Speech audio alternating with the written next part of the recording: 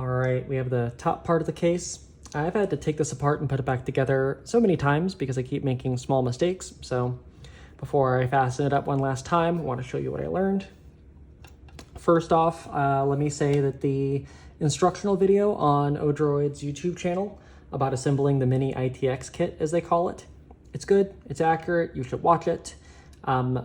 Most notably, for our purposes right now, is the fact that it has you assemble the board to the adapter plate before putting the whole thing in the case, which may seem obvious, but was not to me. The reason that you have to do it first is because the board itself attaches to the plate, which is this kind of PCB-ish material, like the board itself. You got these two screws in the corner here, and then you have these two big standoffs up front, and they all attach to the back with these little nuts. So you need to have access to the nuts to screw those in, and then the whole thing is one piece and you can move it as you want. Don't be afraid to put it tightly down. While we're on the back, I'll show you, we have the laptop memory here, the SODIMM slot. You have an M2 SSD slot with this little screw to hold it down. Side note, don't be like me. This is not a screw that you should tighten too much because it is cheap and you may snap off the head of the screw like I did and then have to glue the whole thing back down like I did. So big dummy move. Gonna be very fun for me in the future if I ever want to swap out the SSD. I'm also very glad that the glue is not conductive because I kind of got it on the board. Yikes. Anyway, so once you have this whole thing as one piece, you are clear to put it down in the case.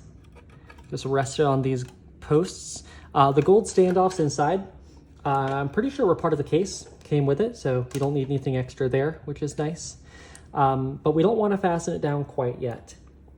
So if you look here, you will see these two little notches. There's one in the very corner and right here, and they correspond to the notches on the mini-ITX front plate, or back plate as it were. Without it, when you screw it down, you'll just have all this empty space. Goes right into the case. Not great. So we want to make sure that that is flush and sturdy. But before we do that, we want to make sure that we have these pieces in order. If you want to use the power switch, which you probably do, and if you want to use the DC barrel adapter, which you probably do, given things that I either have or will discuss. I don't know what order these are going to be presented in, but you want to, we can take this out for right now. You could not really attach these easily if the thing is already assembled. So again, reference the video, but you got this thing you kind of need to push in. It's got these little bits on the side. I do think you need to use a little bit of force. There we go. Yep, once that's in, you can kind of turn it how you want it. I want it with the power up, and then we got this. And then you want, I don't think the exact placement is important right now, but you do want to make sure that you have this already in here, and this is the barrel adapter. So you got this ready, and then you want to lift up the board and get the bottom notches in place. Let me move my hand out of the way. All right, so we have this notch right here, this notch right here. These cords are running out, and it's good. Now we can lower down the board, and I guess we should run the barrel outside the back of the case so we can feed it back in later. All right, now that we have this in order and the plate, it fell off. This is good actually. You see that you might need to do a little bit of finagling, but once it is at least resting on the inner case standoffs and the back plate has the two notches in, you're good. And now you can screw it down. So let me get my long boy here, put that in. And then These do not obviously require any nuts because you have the standoffs inside with threaded internals. So you just want to, once you have the mini-ITX board screwed down at all 4 corners and the back plate is locked in at the bottom notches, and you have it looking like this with the barrel coming out and the power button there, you can then finish the job by grabbing this little plate that says Type A on it that comes in the mini-ITX kit, and you're gonna slot that into the top 2 slots, and you will know you did it right because it rests right over the 2 posts of those standoffs. And you'll also be able to see the notch poking through here and here. So got it resting down, and we just want to toss a screw on each one on top. At first I didn't know why I would do this, because I thought maybe it was for I don't know, for a different kind of case, or, you know, I thought maybe this just didn't apply here. Like, why would I want this little overhang? But when I thought about it, I realized that having the notch on bottom of the plate connected with this thing that is screwed in, and then on top here, really elementary, right? But now that it's like this, you can't flex it at all. If we're missing this top part, then you can kind of bend and flex, and I just don't want that happening when I'm trying to put cables in and out. So you look here, and it's pretty clean. I like it. Looks fairly aligned. Happy with that. Now that the board is in there and solid, and we have the plate in there and solid, I can walk you through what we have on the board itself. I know I started assembling it with this stuff already attached. You wouldn't want to do that, obviously, but I had already done it, so didn't want to take it out. But first we have the SATA connectors. They go right here, and they run to the underside of, well, the inside back of the case, and go into the SATA ports.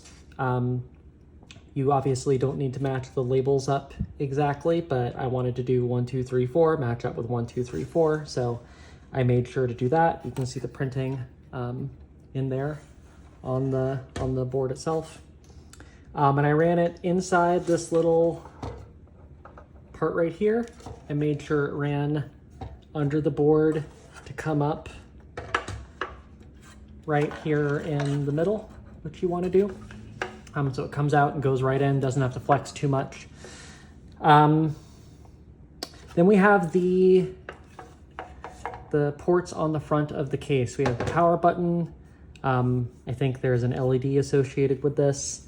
We have a USB-C port, an audio port, and a USB 3, I want to say, yeah, 3 port with cables inside to go into headers on the motherboard.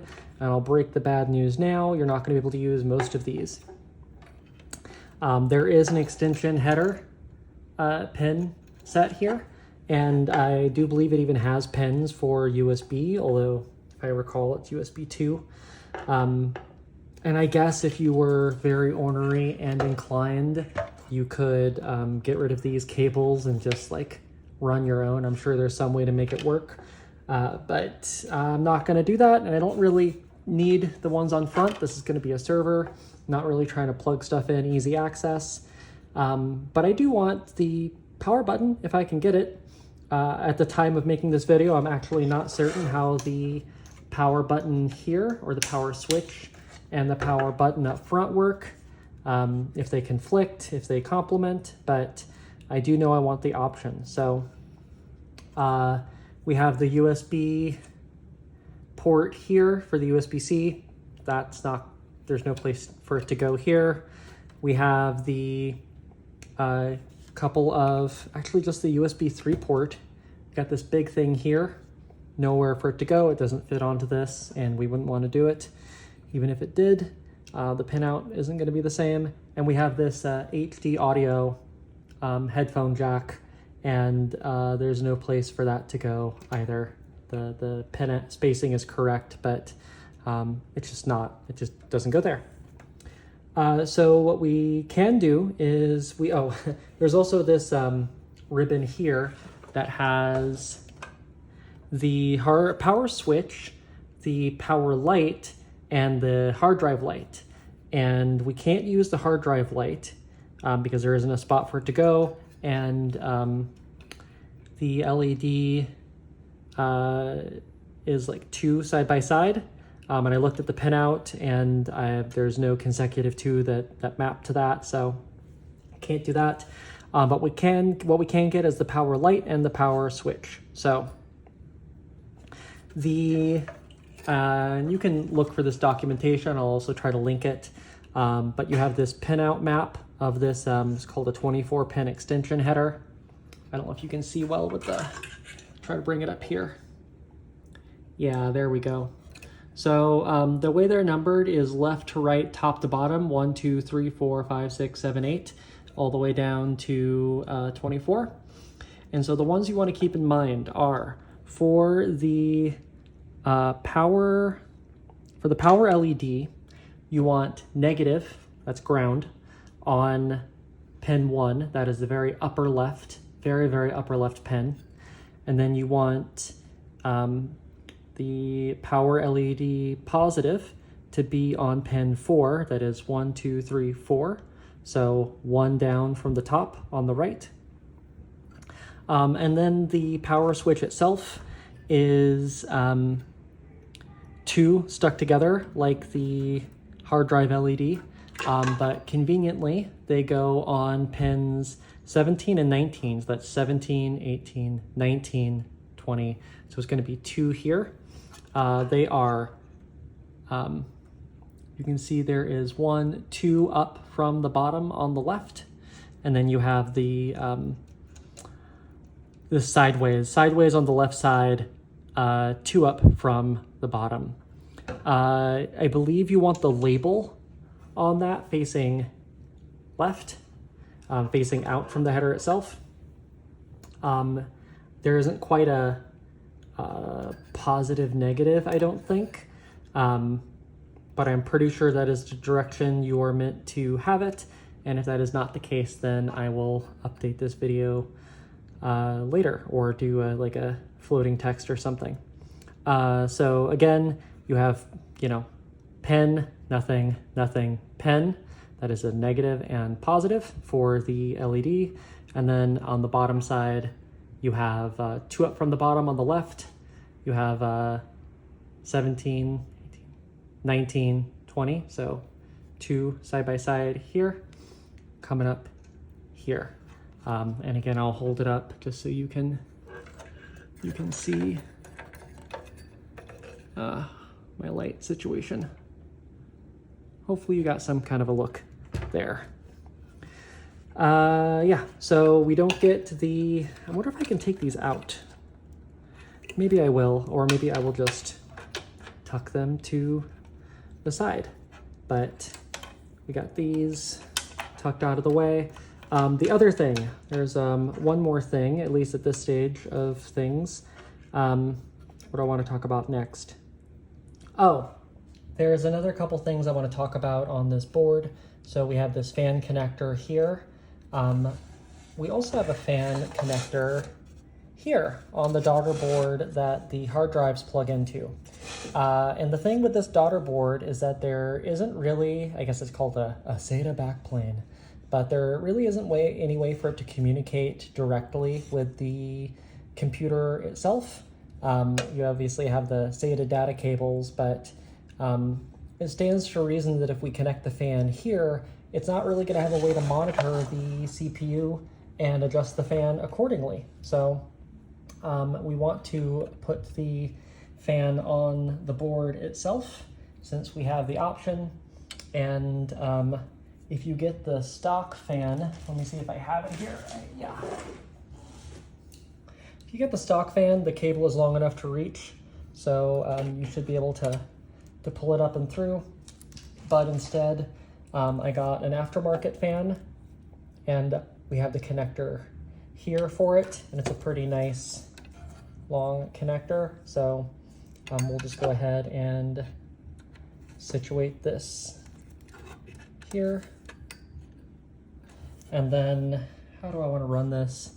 I honestly probably just want to run it in this corner here and feed it through to the bottom of the case. So there's that. Yeah, I guess we can move to talk about the drives because this is a whole thing.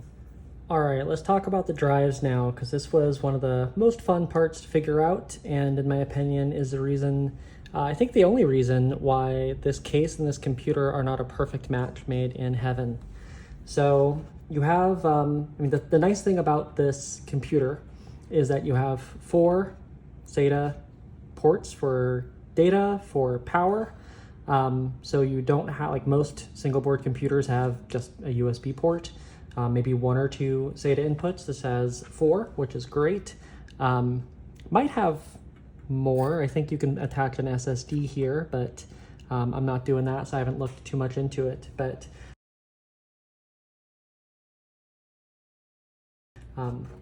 that is the selling point, or one of the selling points for this board, besides the really nice CPU.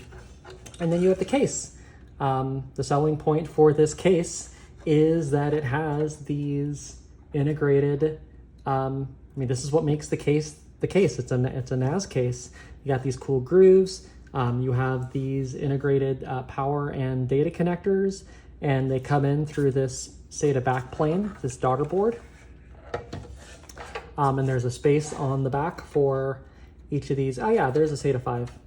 So I guess you power the SSD, yeah, you power the SSD separately. So you got 5 SATA ports that the case supports, and then you have 4 data cables and power cables direct there. And again, this is great if you are just trying to build a tiny little case and use this board with a case that doesn't have anything built in. You can connect the drives, make a custom enclosure, whatever, live in the dream. But in this case, with this case, we have this daughter board that requires 2 Molex, 4-pin Molex connectors instead. That is how the drives get powered, because then it takes that power and routes it through the other side to the combo data and power ports. So we cannot actually use this built-in functionality of the board with the drives if you want to also use this case, which also means that you cannot take advantage of the 12 volt, or I guess this is a 19 volt DC power to power the board and the drives, even if you do have a beefy enough external power supply that can do that, because there's no way to get power to the drives. So you have to go the ATX PSU, or in this case, SFX, SFF, small form factor PSU route, because you need to get those Molex connectors off. Now, gosh, this rabbit hole gets deeper. You might ask, find a way to convert these SATA power to 4-pin Molex and just run them through in here? Theoretically, yes, except that these are not regular SATA power ports. You can see here I have this SATA power cable. Kind of looks at first like, okay, yeah, that goes in there, obviously. But nope, does not fit, does not go. That is because these are not standard SATA power ports. They are a type of connector called a JST XH 2.5 millimeter pitch connector. I believe JST is the company or the standard, XH is the model, and then 2.5 millimeter is the specification. So also each one of these only outputs so much power. And we have two Molex connectors to power 4 to, how many exactly are here? Yep, 5. Two Molex connectors to power 4 to 5 drives. Could you do it off the board? Theoretically, yes. If you've read the article I've read, then you've found people on the hard kernel forums talking about how to possibly do that. And it looks like you could maybe make or somehow acquire a custom connector for this kind of off-the-wall connector standard to this other old connector standard. You would have to sum up a pair of these ports into a Molex to power 2 drives off of, and then hope that that was working and held up and didn't like melt or do something awful. And you also need to make sure that you pick pairs of connectors that are running off the same internal power schematically. So for the record, in case you do want to try such a thing, I can point out here, I mean, don't try such a thing.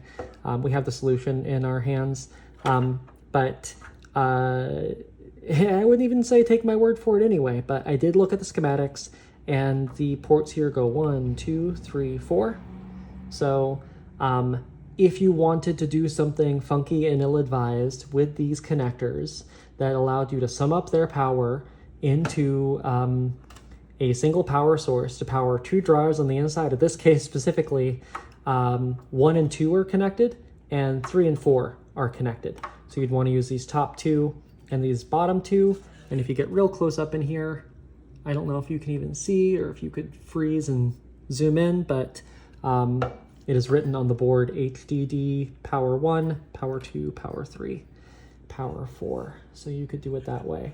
But I don't gotta, because I bit the bullet and just got a small form factor power supply. In fact, I was very lucky and managed to snag a Corsair SF450 Platinum. You find golds everywhere, but finding a Platinum off eBay, happened to grab one of those. And if I'm honest, this is kind of foolish because, well, okay, it's not foolish if I think of this PSU as belonging to this case. Later on, I may decide to move along from this little guy and put a larger, like actual mini-ITX board in there. If I want to repurpose this into something else, it'll be very useful to have a PSU.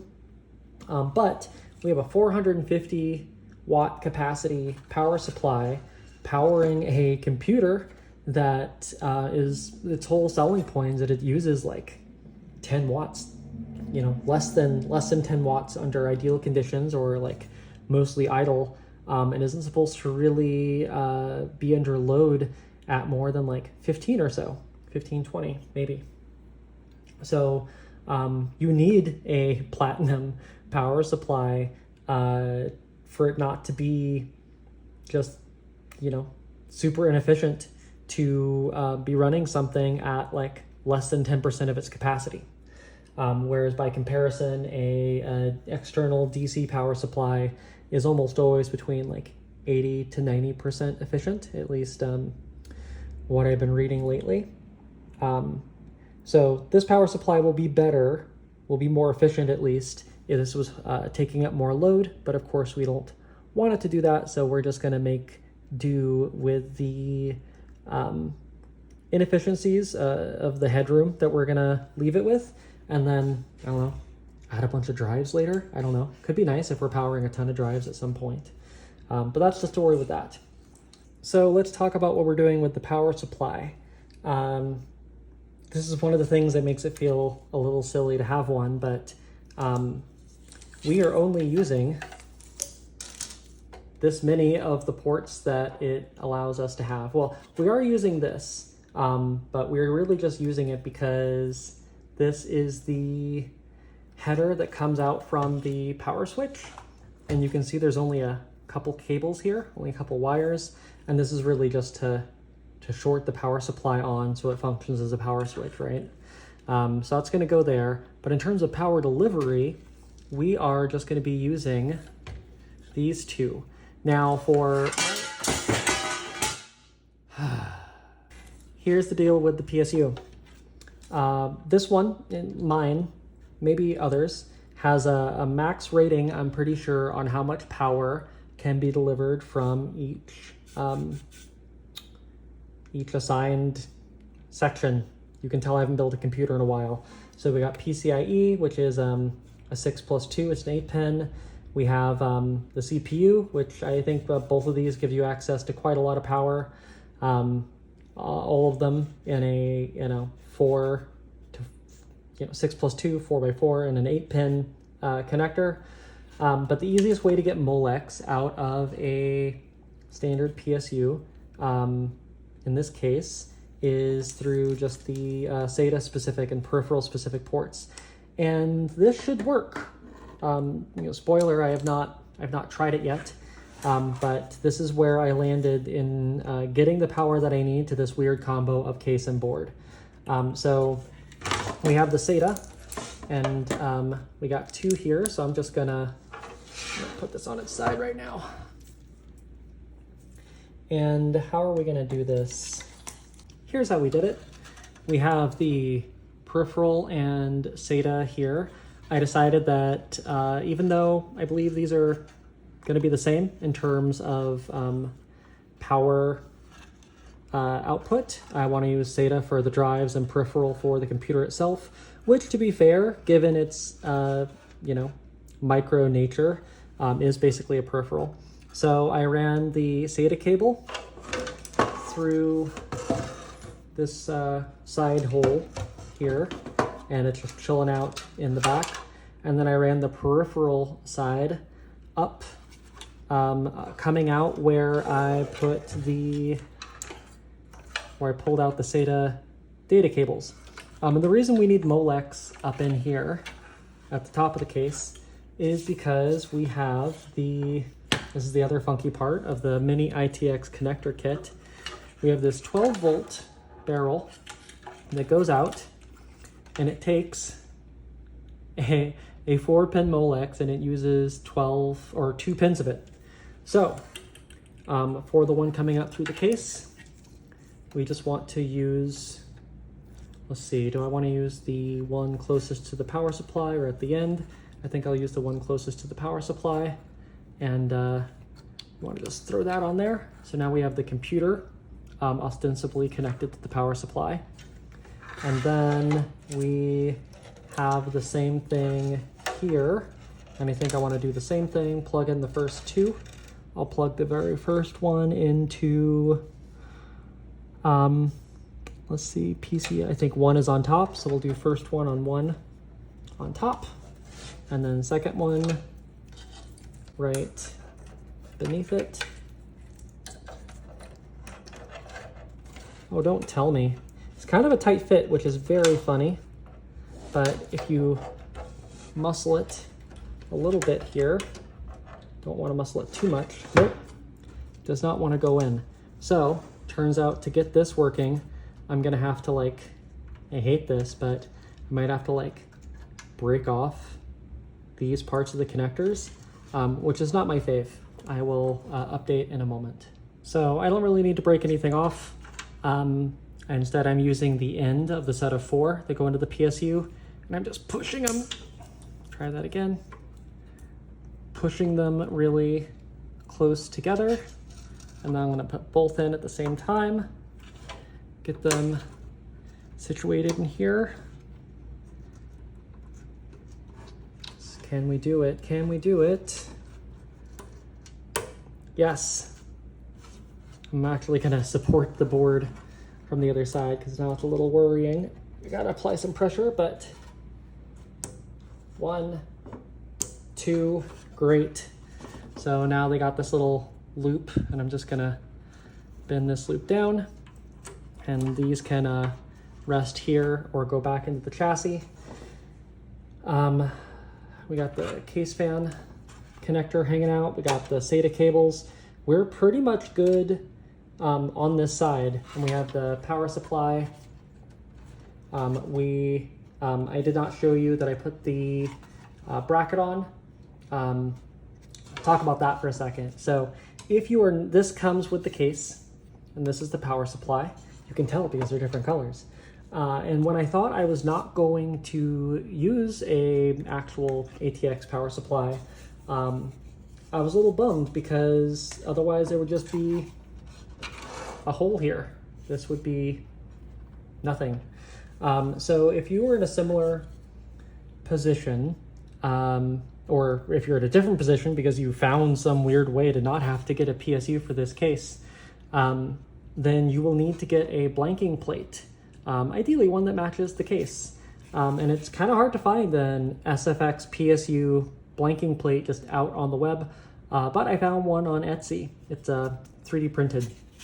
So in a world where I did not need this, you would just put this in here instead, attach it to the bracket, and then put that in there, and it would be sealed off. Otherwise, dust would go in. But because we're where we are, now we want to put this power supply in here, and there we go. The label is upside down for me, but that is so the fan can be on the left side, which it needs to be. And I can go ahead and seal this up, and those are our power needs taken care of. Almost forgot, we actually, we still need to connect the power switch. So we have the red power switch up here.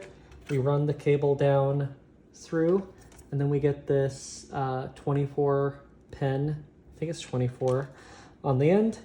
And then we'll want to connect whatever your power supply has. You got a one side of the ATX, other side of the ATX, get those in there, and then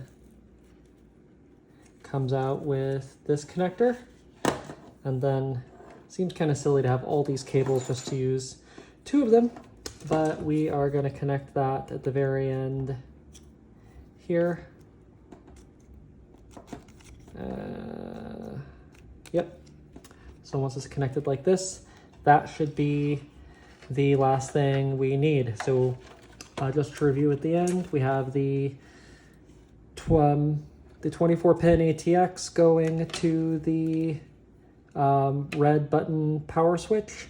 We have the SATA and peripheral here, which I think supplies like 60 or 75 per connector, which would be nice if we can get them merged, but I also don't fully know how it distributes the power internally. But if we assume that just the connector itself has limits, we should have plenty of headroom with one of those for the ODROID itself.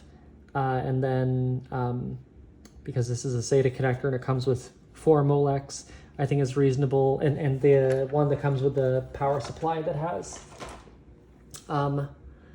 SATA power, standard SATA power comes with 4. I think it's reasonable to assume that we should be able to get 4 drives off of that one. So we should be good. Now it's time to put this together and, or at least, you know, hold all the pieces together and see if it powers on. Great news here. So we have the power cable going into the PSU. I currently have the red button in the off position, and you know, we have the power button on front. So here's what happens when you turn on the PSU. Nothing happens because the red button is off. Let's see if we can turn it on with the power switch or the power button on the front. We cannot, which is what I would expect. But now if I turn on the red switch, we get the power light, and the fan is moving. Wow, this is a very quiet fan. I'm glad I went Noctua for this. The fan is moving. Presumably this is yelling at me right now about not having drives in it or whatever, but it does power on. And if I go to the front of the case and hit the power button, it powers off. So let's try if we can turn it on again. Yep, and hit it again. And it doesn't do it right away. It's probably in the BIOS right now. If I hold it in, let's see if it does the power off. And it does. So The way this thing is powered is if you power it on with the red switch in back for the first time, then it will power up. And then from there, you can turn it on or off with the power button on front. I presume you'll have to do a BIOS setting or something for, you know, powering on after a restart or whatever. But it does mean that the red switch in back is a hard switch. Can't do anything with it. And then when we turn it on, it can operate normally with the power button. So, okay, last little bit of documentation. We have these hard drives here. They have 6 screws, 3 on each side. They also have these little, see if I can get it to focus. We have these little rubber washer things that go on it, and they are meant to slot into the NAS case. Look at this really closely. They are not perfectly even on either side. I believe this is the right way to do it, but I have the slightly thicker side on the bottom and then the thinner side on top. And then you really don't want to super tighten them in because they'll squish them down. I did it this way because it looks like it will match the spacing of the handle, which isn't, you know, it's like the washer built in. So you just put the handle over, screw it in, and then put the 4 washers on and screw those in, and then you should be able to slot those in. Another thing to note here, back of the case, because this board is kind of upside down, the drives actually go 1, 2, 3, 4, 5. So you'll want to start putting them in right to left. Oh, and it says it right here, so never mind. 1, 2, 3, 4, 5. There you go. As for the fan, I think if you know computers, you probably already know this, but you'll want to have it with the label side facing out. And so the scoops are positioned like this. That arranges it so the airflow travels out, which is what you want. Also, the case comes with another grill like this on back. And I forget if I saw this on a forum comment or a video or just fully hallucinated it, but I believe there's a sentiment floating around somewhere that you don't actually need that last grill because you don't want to reduce airflow with stuff coming out through the case. So when you get it and take it apart to put the fan in, or if you keep the stock fan, either way, you can just remove that grill. Let me think, is there anything else? I'm gonna bundle this up soon. This is how it looks from the back. Doesn't really stick out that much, which is nice and fine. Yeah, I'm excited to get this booted up and get ODROID installed on it. This is how the cables wound up looking. I just kind of tucked things out of the way, tucked the unused front port cables down in there, and yeah, plenty of airflow. Passive cooling should be enough, but yeah, good luck. Couple things, almost forgot. For one, what I said about the fan not having the back grill on, that only works if you don't really have anything in the like chassis area there that might get tangled in the fans or yeah, get caught in them, which probably means only using low profile connectors for things like the Molex ports or the SATA cords. In my case, after I said, hey, let's consider not putting on the back grill for airflow reasons, I did realize that with the ports crammed in there, or the connectors crammed in there, that it might actually keep the fan from working well or get caught in it. So I did put the back grill on after all. So the fan is sandwiched between those two metal grills like this one. The other is, I forgot, don't forget to hook in the BIOS battery, or the CMOS battery rather, so that your computer can actually remember what time it is. I just booted into the ODROID GUI and it told me that the computer thought it was a time that it is not. And that reminded me that I did not install this. So plugs into this little like 2-pin thing here, and then it's got a little this should come with the computer.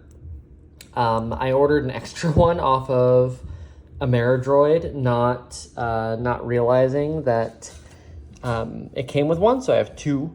But yeah, I presume that I can take off the adhesive on the back. There's some peel off adhesive. Probably put it anywhere. Maybe like right here, or maybe even here. I don't know. Where should a CMOS battery go? Anyway, make sure you remember to install it.